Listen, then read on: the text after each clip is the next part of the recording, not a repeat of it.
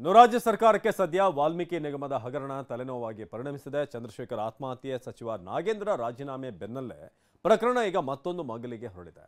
ಇನ್ನೊಬ್ಬ ಸಚಿವನ ಹೆಸರು ಹಗರಣದಲ್ಲಿ ಕೇಳಿ ಬರ್ತಾ ಇದೆ. ಯಾರದು? ಬನ್ನಿ ರಿಪೋರ್ಟ್ ನೋಡೋಣ.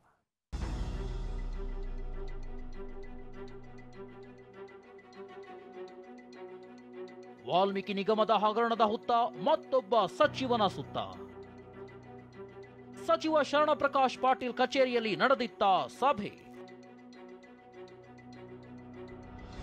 187 ಕೋಟಿ ಮಹರ್ಷಿ ವಾಲ್ಮೀಕಿ ನಿಗಮದ ಹಗರಣ ಸಚಿವ ಶರಣಪ್ರಕಾಶ್ ಪಾಟೀಲ್ ಕಡೆಗೆ ತಿರುಗಿದೆ. ಈಗಾಗಲೇ ಬಂಧನವಾಗಿರೋ ಪರಶುರಾಮ್ ಶರಣಪ್ರಕಾಶ್ ಕಚೇರಿಯಲ್ಲಿ ಸಭೆ ನಡೆಸಿದ್ದ ಆರೋಪ ಕೇಳಿ ಬಂದಿದೆ. ಸಾಕ್ಷಿ ನಾಶಕ್ಕೆ ವಿಕಾಸಸೌಧದಲ್ಲಿ ಸಭೆ ನಡೆಸಲಾಗಿದೆ ಅಂತ ಬಿಜೆಪಿ ಆರೋಪ ಮಾಡ್ತಿದೆ. ಇಷ್ಟೇ ಅಲ್ಲದೆ ನಿಗಮದ ಅಧ್ಯಕ್ಷ ಬಸನಗೌಡ ದದ್ದಲ್ ಹಾಗೂ ಶರಣಪ್ರಕಾಶ್ ಬಂಧನಕ್ಕೆ ಆಗ್ರಹಿಸಿದೆ. ಈ ಆರೋಪವನ್ನ ಶರಣಪ್ರಕಾಶ್ ಪಾಟೀಲ್ ತಳ್ಳಿ ಹಾಕಿದ್ದಾರೆ. ಬಂಧಿತ ಪರಶುರಾಮ್ ವೈದ್ಯಕೀಯ ಶಿಕ್ಷಣ ಸಚಿವರು ಅಂತ ಹೇಳಿಲ್ಲ, ಸಚಿವರ ಕಚೇರಿಯಲ್ಲಿ ಎಂದಿದ್ದಾರೆ ಅಂತ ಸ್ಪಷ್ಟನೆ ಕೊಟ್ಟಿದ್ದಾರೆ.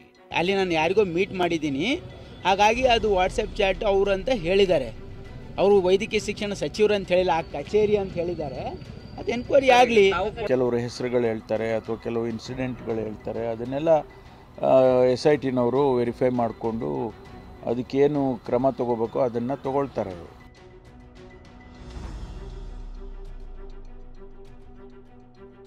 ನಾಗೇಂದ್ರ ಬೆನ್ನಲ್ಲೇ ನಿಗಮದ ಅಧ್ಯಕ್ಷರ ರಾಜೀನಾಮೆಗೆ ಆಗ್ರಹ. ವಾಲ್ಮೀಕಿ ನಿಗಮದ ಅಧ್ಯಕ್ಷ ಬಸನಗೌಡ ದದ್ದಲ್ ರಾಜೀನಾಮೆಗೆ ಬಿಜೆಪಿ ಆಗ್ರಹಿಸಿದೆ. ಈ ಬಗ್ಗೆ ಮಾತನಾಡಿದ ಬಸನಗೌಡ ದದ್ದಲ್, ಸಿಎಂ ರಾಜೀನಾಮೆ ಕೇಳಿದ್ರೆ ಕೊಡೋದಾಗಿ ಸ್ಪಷ್ಟನೆ ಕೊಟ್ಟಿದ್ದಾರೆ. ಯಾಕಂದ್ರೆ ನಮ್ಮ ರಾಜ್ಯದ ಮುಖ್ಯಮಂತ್ರಿಗಳ ಅಡಿಯಲ್ಲಿ ನಾವು ಸರ್ಕಾರದಲ್ಲಿ ಕೆಲಸ ಮಾಡೋಂಥವ್ರು. ಖಂಡಿತವಾಗಿ ನಮ್ಮ ಪಾತ್ರ ಏನು ಇಲ್ಲ ಅಂತ ನಮ್ಮ ಆತ್ಮಸಾಕ್ಷಿಯಾಗಿದೆ. ಆದರೂ ಕೂಡ ಅವ್ರು ಕೇಳಿದಾಗ ಕೊಡೋದಕ್ಕೆ ಸಿದ್ಧರಿರ್ತೀವಿ. ವಾಲ್ಮೀಕಿ ನಿಗಮದ ಹಗರಣದಲ್ಲಿ ಈಗಾಗಲೇ ಸಚಿವ ನಾಗೇಂದ್ರರ ತಲೆದಂಡವಾಗಿದೆ. ಸಚಿವ ರಾಜೀನಾಮೆ ಕೊಟ್ಟ ಬೆನ್ನಲ್ಲೇ ಮತ್ತೊಬ್ಬ ಕೈನಾಯಕನಿಗೆ ಹಗರಣ ಬಳ್ಳಿ ಸುತ್ತಿಕೊಂಡಿದೆ. ಈರಣ್ಣ ಬಸವ, TV9 ಬೆಂಗಳೂರು.